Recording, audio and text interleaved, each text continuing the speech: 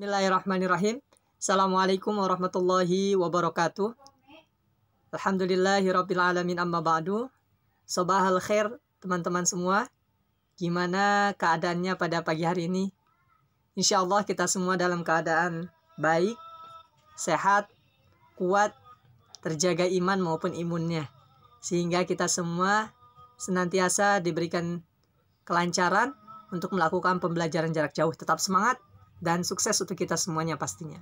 Seperti biasa, sebelum kita memulai pembelajaran, kita buka terlebih dahulu dengan membaca ayat Bismillahirrahmanirrahim.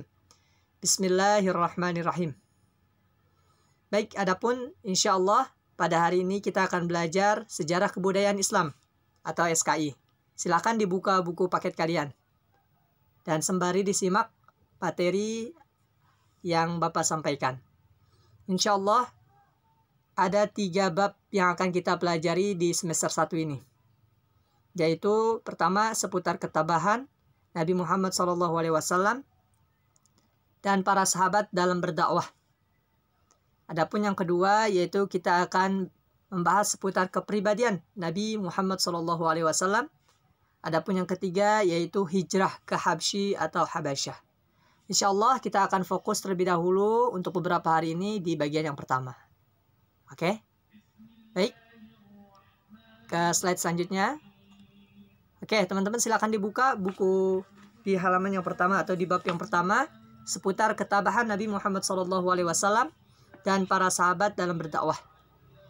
Jika kita memperhatikan atau melihat gambar yang terlihat, tentu yang ada di dalam pikiran kita bahwasanya di sini ada beberapa orang yang sedang menyimak atau mendengarkan penjelasan dari salah seorang ustadz, baik itu seputar agama maupun hal-hal yang lain.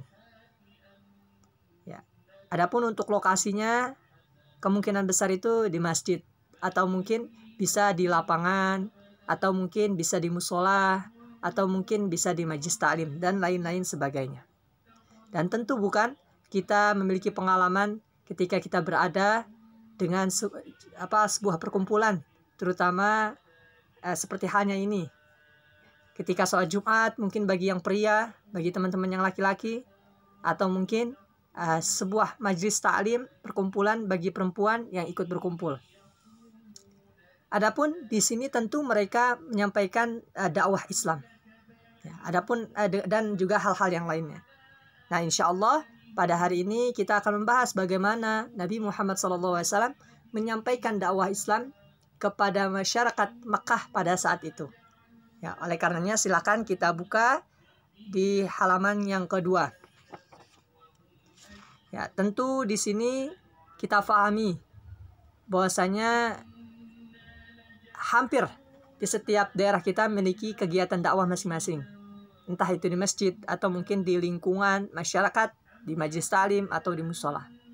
Ya, tentu dengan adanya hal tersebut bertujuan di dalamnya untuk menyampaikan nasihat-nasihat atau ajaran-ajaran dari agama Islam agar membimbing kita serta memperbaiki kita dalam melaksanakan ajaran-ajaran agama Islam. Sehingga di sini di bagian yang pertama yaitu dakwah Nabi Muhammad SAW pada masa permulaan. Perlu diketahui bahwasanya pada saat Nabi Muhammad SAW berinjak atau menginjak ke usia yang mulai dewasa, Nabi Muhammad SAW mulai prihatin, mulai sedih melihat kondisi masyarakat Arab ketika itu banyak yang menyimpang dari ajaran-ajaran agama Islam. Mengapa demikian? Dikarenakan pada saat itu masyarakat Arab banyak dari mereka yang menyembah berhala, menyembah patung-patung. Ya, mereka menganggap, anggapan mereka ini bahwasanya patung-patung itu dapat memberikan manfaat bagi mereka, dapat menolong mereka. Sebenarnya itu semua salah. Semuanya itu adalah menyimpang. Sehingga Rasulullah SAW prihatin dengan kondisi masyarakat Arab pada saat itu. Oleh karenanya, beliau selalu berupaya mencari jalan bagaimana cara mengubah masyarakat Arab yang seperti itu. Ya, sehingga pada usia 40 tahun beliau seringkali berkhalwat. Ya, di sini ada seringkali beliau berkhalwat atau menyendiri di Goa Hiro yang terletak di Jabal Nur. Apa tujuan beliau? Untuk meminta petunjuk kepada Allah, untuk meminta petunjuk kepada Tuhan, yang mana nanti petunjuk itu untuk memberikan kepada masyarakat Arab pada saat itu yang sudah menyimpang. Ya, karena mereka sudah menyembah berhala dan melakukan perilaku yang tercela. Apa perilaku tercelanya? Di antaranya mereka ketika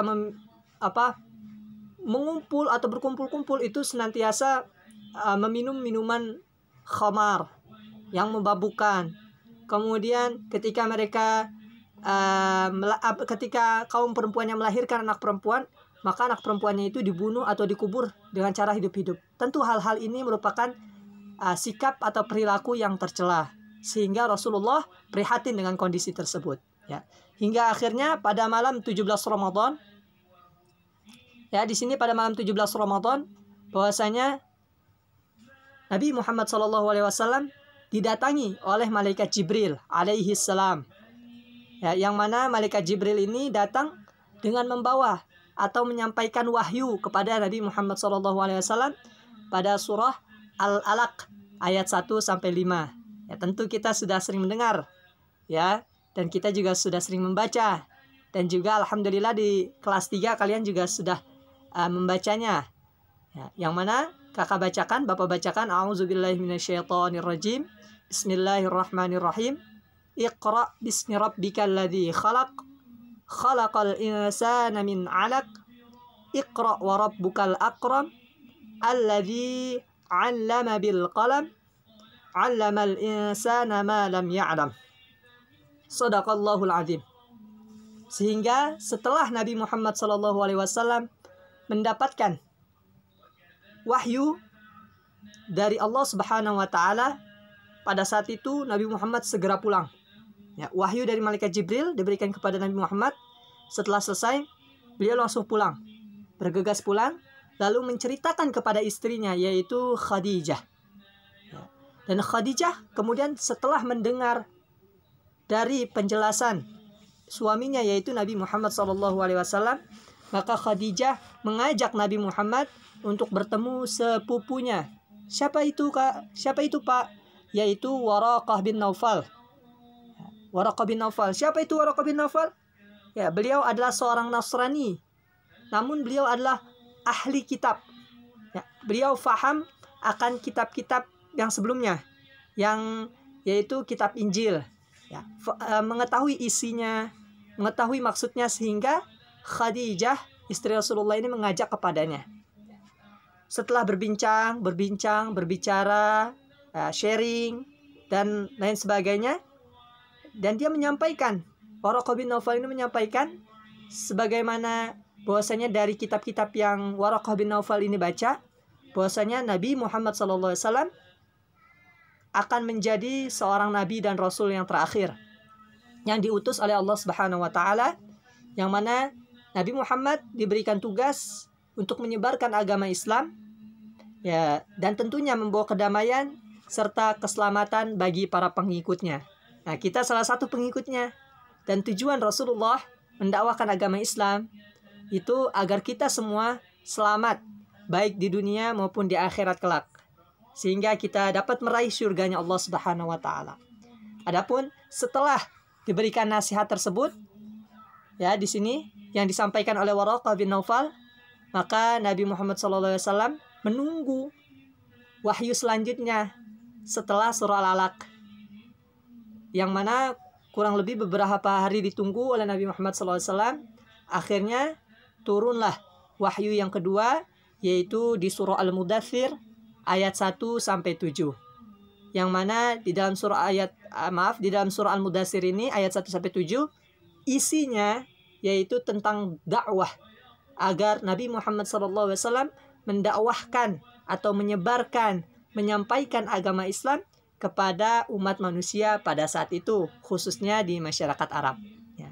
Sehingga setelah ini kita akan mempelajari bagaimana Nabi Muhammad SAW ketika mendapatkan perintah dari Allah untuk berdakwah, maka hal pertama yang dilakukan oleh Nabi Muhammad SAW yaitu berdakwah dengan cara sembunyi-sembunyi. Apa itu sembunyi-sembunyi? Rahasia. Apa itu rahasia? Diem-diem, nggak terbuka, nggak pakai mikrofon secara diumumin, tidak, tapi secara pelan-pelan. Mengapa, Pak? Kok secara pelan-pelan? Karena khawatir ya, pada saat itu masyarakat Arab itu keras, mereka itu punya kepribadian yang keras ya, sehingga ketika dilakukan secara sembunyi-sembunyi atau pelan-pelan atau rahasia, agar masyarakat Mekah ini tidak terkejut, tidak kaget dengan kedatangan agama Islam. Oleh karenanya Nabi Muhammad SAW menyampaikan atau menyebarkan agama Islam ini secara pelan-pelan.